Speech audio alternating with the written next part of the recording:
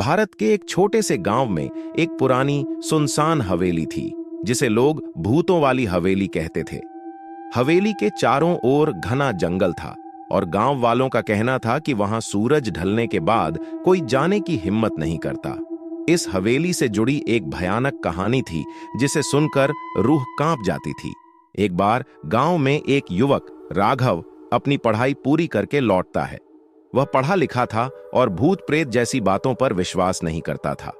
गांव के लोग उसे हवेली के बारे में समझाने की कोशिश करते, लेकिन वह इन कहानियों को सिर्फ डरावनी अफवाह मानता।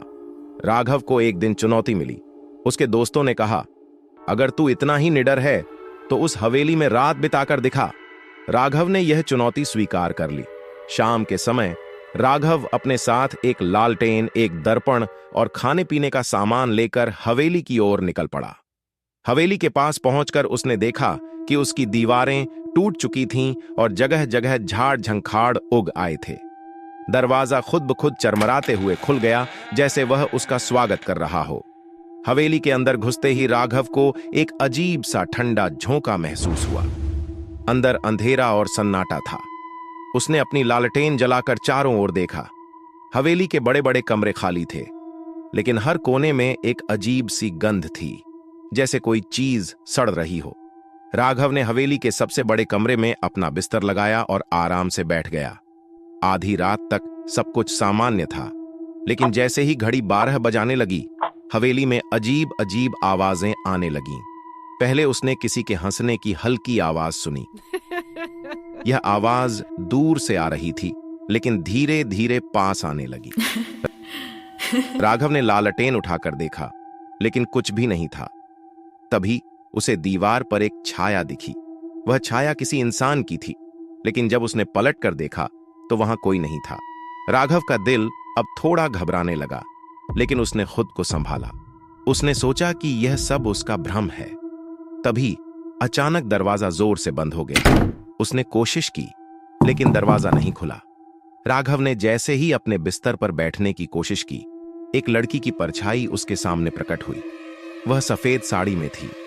उसके लंबे बाल चेहरे पर लटक रहे थे और उसकी आंखें खून जैसी लाल थीं। लड़की ने धीमी लेकिन गूंजती हुई आवाज में कहा, तूने मेरी शांति भंग की है, अब तुझे इसकी सजा मिलेगी। राघव ने हिम्मत करके पूछा, तुम कौन हो और यहां क्या कर रही हो? लड़की ने जवाब दिया, मैं इस हवेली की मालकिन थी। मुझे धोखे से मारा गया और मेरी आत्मा इस जगह से मुक्त नहीं हो पाई।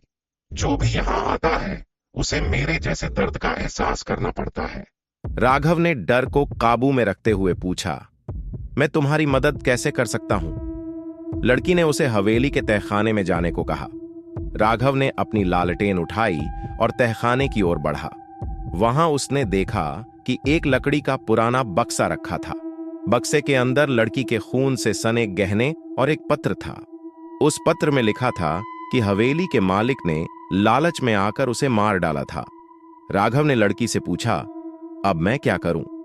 लड़की ने कहा, इस बक्से को जलाकर मेरी आत्मा को मुक्त कर दो, लेकिन याद रखना, अगर तुम ऐसा नहीं कर पाए तो तुम भी मेरे जैसे फंस जाओगे। राघव ने साहस दिखाते हुए बक्से को हवेली के बाहर ले जाकर आग में डाल दिया।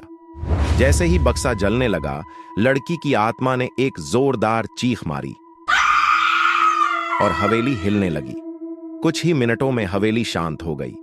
राघव ने देखा कि लड़की की आत्मा अब एक उजाले में बदलकर आसमान में विलीन हो गई। अगली सुबह जब गांव वाले हवेली के पास पहुंचे तो उन्होंने देखा कि हवेली अब पूरी तरह खंडहर बन चुकी थी। राघव ने गांव वालों को पूरी कहानी सुनाई। उसके बाद से वह हवेली एक इतिहास बन गई और गांव वालों ने कभी वहां जाने की हिम्मत नहीं की।